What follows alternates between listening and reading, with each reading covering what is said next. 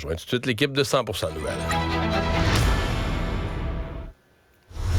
15h30, c'est le moment d'aller retrouver notre collègue Mario Dumont. Bon après-midi, Mario. Bonjour. Alors, déclaration du premier ministre François Legault concernant le troisième lien. Hier, nous sommes 24 heures plus tard. Voici donc aujourd'hui quelques réactions des membres du gouvernement. Je pense qu'il y a eu un message lundi qui était clair. Je veux pas qu'on fasse des promesses en l'air. On va écouter les gens. On n'exclut rien en ce moment. On va consulter les gens, on va écouter ce qu'ils nous disent sur la mobilité, mais sur les projets en général. On n'a pas promis le troisième lien. On a dit que rien n'était exclu. C'est très différent. Bon, alors, Mario, qu'en penses-tu 24 heures plus tard? Hey, c'est une saga, je t'avoue. J'en viens à penser de deux choses l'une. Soit c'est le scénario catastrophe, le premier ministre a un peu voulu changer la discussion de lendemain d'élections partielles très difficiles. Puis là, il s'est peut-être racheté du trouble à moyen et à long terme. L'autre possibilité, il faut pas l'exclure, peut-être que le gouvernement a un plan derrière la tête. C'est dit, écoute, là, on a enterré le troisième lien, puis on s'est peut-être enterré avec comme partie dans la région de Québec. Il faut trouver une façon de... Puis le problème de transport est toujours là. Je sais qu'à Montréal, les gens ne croient pas à ça, mais moi, je pense qu'il faut... Ça peut pas rester comme ça. Moi, je le vis. Vous avez trouvé ça bizarre? Moi, je le vis, le problème du troisième lien, tout le temps, là. Quand je vais voir mes parents, il n'y a pas moyen de descendre dans le Bas-Saint-Laurent sans être bloqué à Québec. Oui, c'est toujours bloqué entre Lévis. Oui, effectivement. Alors, quand tu reviens, c'est encore pire souvent. Oui. Mais entre Lévis et Québec, c'est tout le temps bloqué. Donc, il y a un problème de transport, il y a un problème avec la forme, le fameux fer à cheval. Donc, il y a quelque chose de réel. Peut-être que la solution du plus gros tunnel au monde, on est allé revirer dans quelque chose d'un peu dispendieux, on s'est perdu en chemin. Alors, peut-être la CAQ a un plan derrière la tête de dire, regarde, on va revenir à quelque chose de plus raisonnable, puis on va mettre des experts là-dessus, puis on va le faire moins partisan, un peu plus professionnel, plus lentement, mieux fait. Et que là, François Legault, en dedans de lui, s'est dit, écoute bien, là, promet, dépromet, recule. Là, on va revenir avec ça. On va avoir l'air fou. Ouais. De toute façon, on va avoir l'air fou. Fait que, aussi bien avoir l'air fou aujourd'hui que le mois prochain ou dans 6 mois. Puis il s'est dit, gabin, là, on sort d'une élection partielle, puis m'a annoncé ça de même. M'a dit que là, on a écouté le monde, puis parce qu'il fallait trouver une façon de rouvrir le dossier, là, de rouvrir la canisse qu'on a fermée là, avec du scellant au mois d'avril passé. Fait que je m'y perds moi-même. Qu'est-ce qu'ils essayent de faire? Sinon, si tu regardes ça à première vue, puis c'est sûr que pour l'opposition, on se comprend que cette semaine, c'est un pique-nique. C'est un pique-nique de contradiction du gouvernement, de changer d'idée. Là, toutes les expressions du langage parlementaire et non parlementaire ont été utilisées pour décrire ça. Mais tu sais, le gouvernement, lui, peut-être regarde ça sur une perspective plus longue, puis il se dit, dans 1 an, dans 2 ans, si on relance l'idée d'une façon plus logique, plus sage, plus raisonnable, peut-être qu'on peut, avec quelque chose de moins coûteux, peut-être qu'on peut changer la discussion.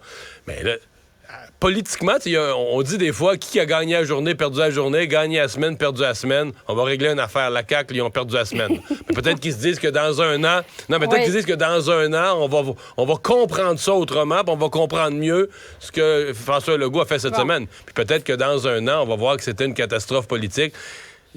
On est à supputer, à essayer de comprendre ce qui s'est passé cette semaine. Bon, peut-être faire un pas en arrière pour éventuellement faire un grand pas en avant.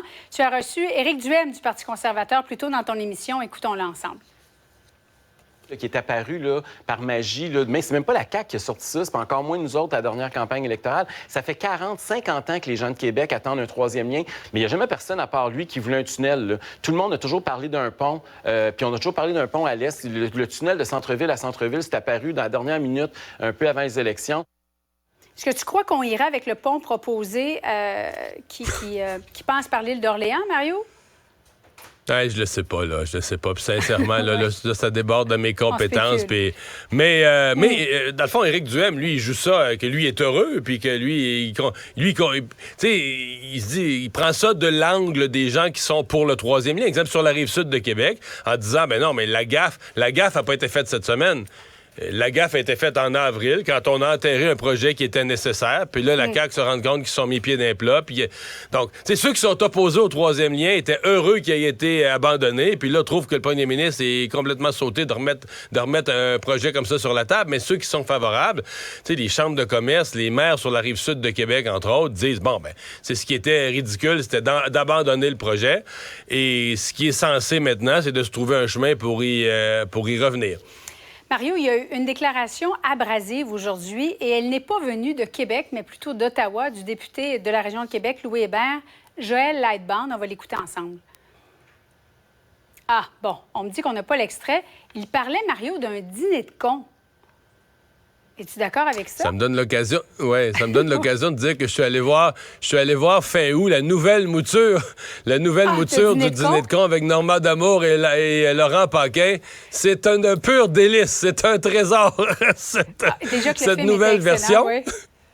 Déjà que le film est excellent, mais c'est... Ben là, je sais pas. Non, on comprend ce qu'il veut dire. Puis, je l'ai dit plus tôt dans notre discussion. C'est un pique-nique pour tous ceux qui sont en désaccord avec la CAQ là-dessus. Est-ce que Joël Lightbound essaie de se montrer meilleur que Marc Tanguay pour se positionner pour la direction du Parti libéral du Québec éventuellement? Ouais. Peut-être, parce que c'est la première fois qu'on l'entend. Généralement, il restait prudent dans les dossiers qui concernent le Québec. Et là, a senti comme c'est autorisé à s'impliquer un peu plus. Mais tu sais, une fois que tu cherches une ligne humoristique pour commenter, pense-y, là. Tout ce qu'Éric Kerr a dit, tout ce que Bernard Drinville a dit, tout ce qu'ils ont dit à la CAQ pour promettre le troisième lien, pour ensuite de ça, en avril dernier, se défaire, puis la ministre Guilbeault avec sa pile de cartables qui était supposément bourrée de chiffres, mais dans le fond, il y avait juste un chiffre qu'on se demandait, est-tu vraiment si nouveau que ça? Puis finalement, il était peut-être pas vrai. Pour enterrer, puis là, on enterre le projet, puis même Bernard Drinville pleure là, en sanglots parce qu'on abandonne le projet. Là, on perd une élection partielle.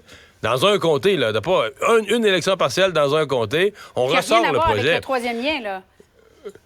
Non, exactement. Avec Julie, si tu me demandes de faire de l'humour avec ça, je peux t'en faire jusqu'à demain, là. C'est pour ça que pour les partis d'opposition, quand j'appelle ça un pique-nique, c'est parce que c'est tellement facile de se moquer de ça, de toutes les manières possibles. Maintenant, moi, notre rôle comme analyste, c'est d'essayer de dire, au-delà de toutes les jokes qu'on peut faire avec ça, qu'est-ce qu'on peut en comprendre? Où est-ce que ça peut nous mener? Quelles pourraient être les prochaines étapes?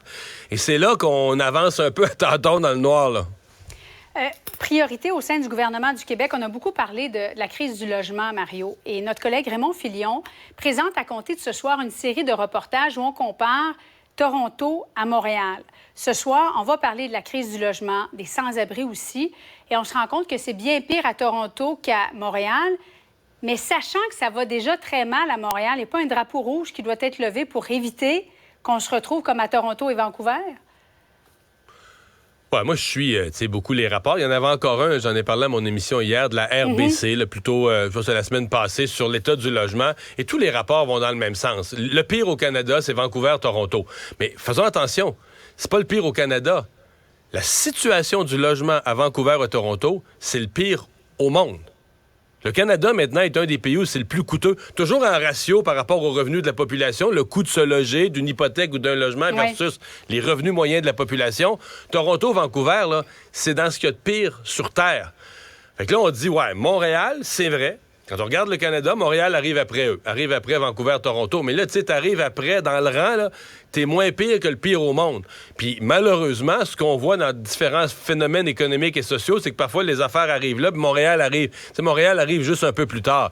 Et t'as tout à fait raison de dire, s'il y a un avertissement de ce qu'on voit à Toronto, c'est de dire, regarde, nous autres, Montréal, là, c'est ça la trajectoire, c'est là qu'on s'en va.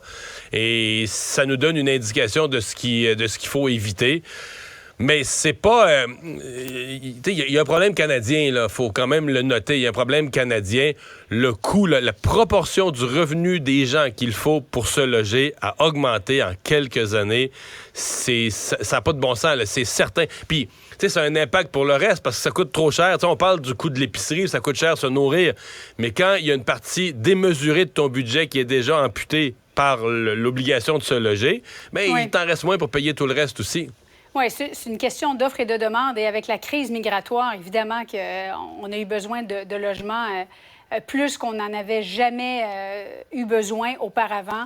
avec les chiffres, notamment d'Immigration Canada. Et ça coûte cher de construire, ouais. Et il manque d'offres de logement et ça coûte cher de le construire. Donc, tu as un ensemble de conditions, là, la tempête parfaite pour rendre le logement au Canada complètement inabordable. Mario, merci beaucoup. Bon après-midi à toi. Au revoir. Salut.